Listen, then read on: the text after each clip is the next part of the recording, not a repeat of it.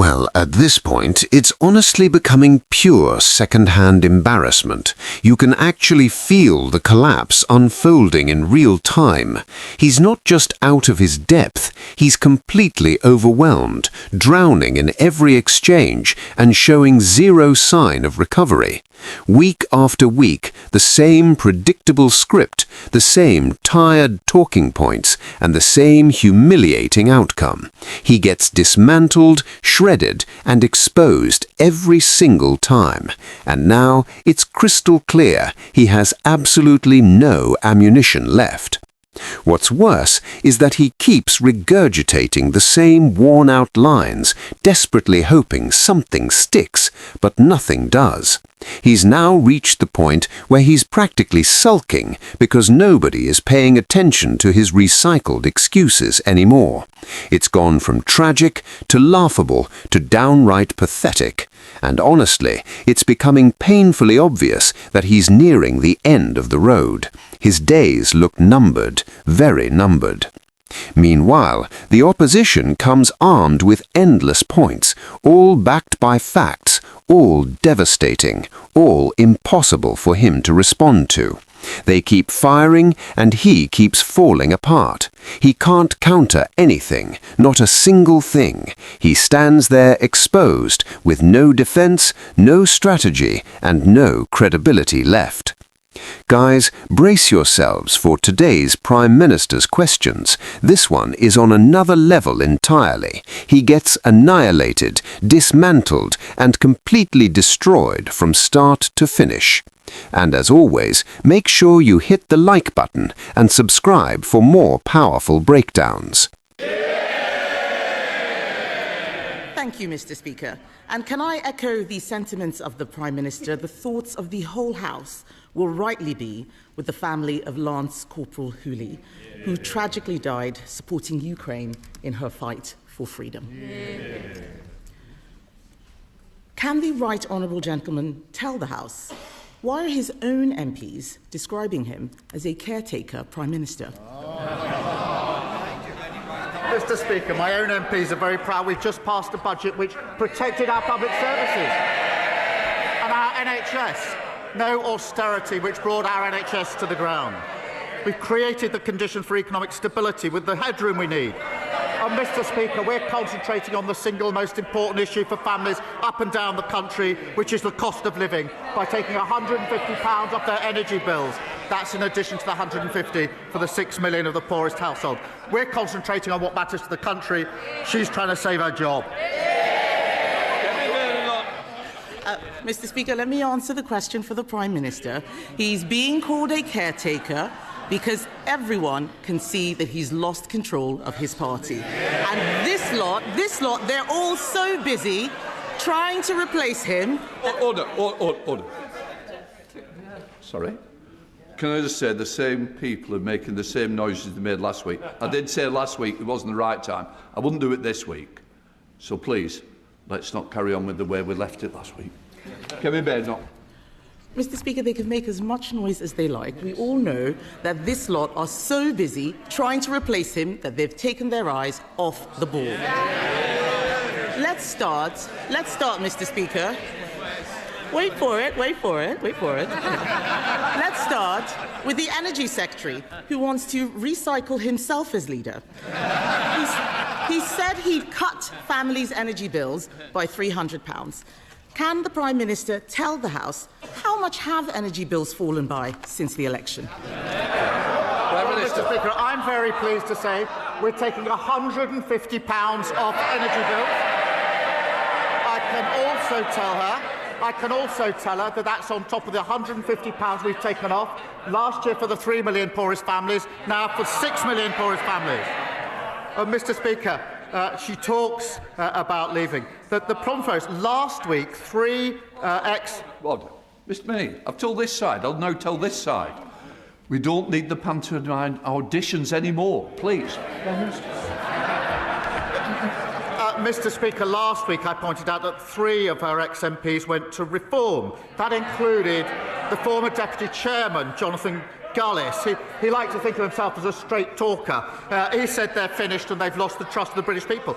In total, Mr. Speaker, 21 ex-Tory MPs have now left for reform. The real question, Mr. Speaker, is who's next? We can all see the Shadow Justice Secretary twitching after his come and get me plea from the member of Clacton. Mr. Speaker, we need no lessons from them. Mr. Speaker, I asked him about energy bills. You could power the national grid on all of that hot air. He promised to cut energy bills by £300. Energy bills have risen by £187. But let's look at someone else who's making a mess. Let's look at the Education Secretary. Oh, there she is. Labour pledged to recruit 6,500 more teachers. So can the Prime Minister tell the House how many extra teachers are there since she became Education Secretary? More than when they left office. I'm very proud to say so. We're in an upward trajectory. Oh, Mr. Speaker,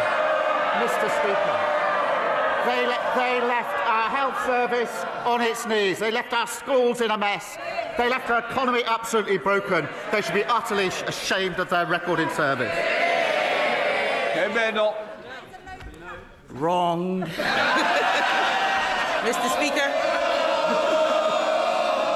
Mr. Speaker, there are now 400 fewer teachers since she came into office. She's shaking her head. It's on the DFE website. Does she not check it once in a while?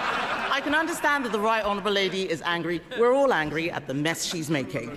The Prime Minister doesn't know what's going on in energy. He doesn't know what's going on in education. Does he know anything about what's going on in the Home Office? Last year, the Prime Minister promised to recruit 13,000 more police officers. How's that going?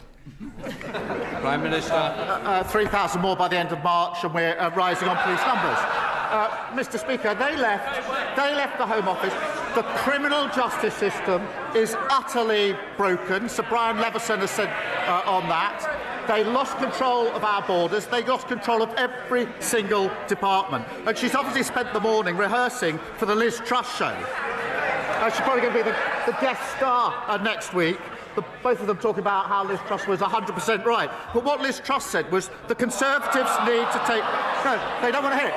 The Conservatives need to take responsibility. The Conservatives need to take responsibility for their 14 years of failure. That was Liz Truss, their former leader. So perhaps she'll heed that, get up and say sorry. Wrong again. I asked him how many police officers. There are now 1,300 fewer officers than at the election. So, Mr. Speaker, I don't know if the Home Secretary wants his job, but I do read that she's having conversations with Tony Blair because he's already given up on the Prime Minister. Why don't we talk about the Health Secretary? Let's see how he's doing. We do know he definitely wants the job.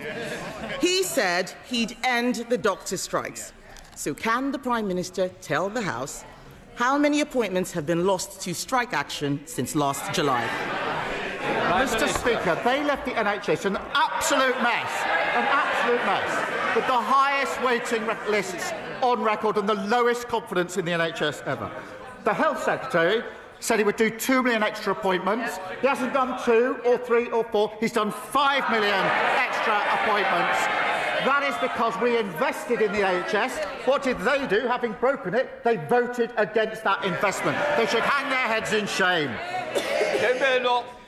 Mr. Speaker, I asked him how many appointments have been lost to strike action. He doesn't know. Let me tell him. We have lost 93,000 appointments to strikes since the Health Secretary gave doctors a massive pay rise. It's the truth. I know they wouldn't know the truth if it punched them in the face, but I'm telling them the truth. It is no wonder that we read this morning that the former Deputy Prime Minister has said about the Health Secretary she'd rather stick pins in her eyes than be on his golden ticket.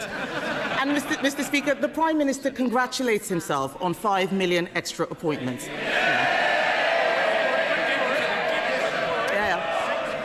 In our last year of office, we delivered 6.5 million extra appointments.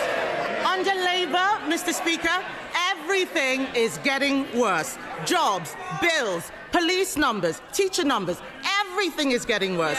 The Cabinet should be doing their own jobs. What are they doing? They're trying to compete for the caretaker's job. The only person who doesn't want the Prime Minister's job is the Chancellor. She's just trying to cling on to her own. Isn't it time, Mr. Speaker, that the Prime Minister admits that Labour isn't working?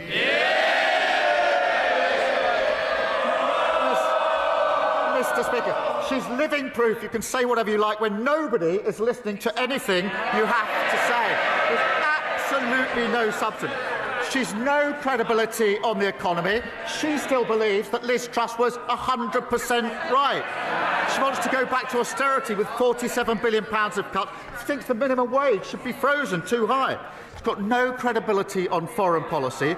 She complains about trade deals she tried to get and we got. She says that we should stay at home and not attend NATO or the G7. On issue after issue, she's clinging on to reform. That's not leadership, it's weakness. No wonder so many are leaving her party. They know there's absolutely no reason to stay. Wow, what did you make of that? That was something else entirely. Kay is completely falling apart at this point. He genuinely is. Not that he ever had control to begin with, if we're being brutally honest, but now it's becoming downright embarrassing for K-Star. Nothing he says carries any weight anymore. His arguments are hollow, his claims have no backbone, and everyone can see straight through the spin. The facts, the numbers, the reality, they expose him every single time. And his gaslighting, it's finished. No one's buying it anymore. Guys, let me know what you think about this one down in the comments below.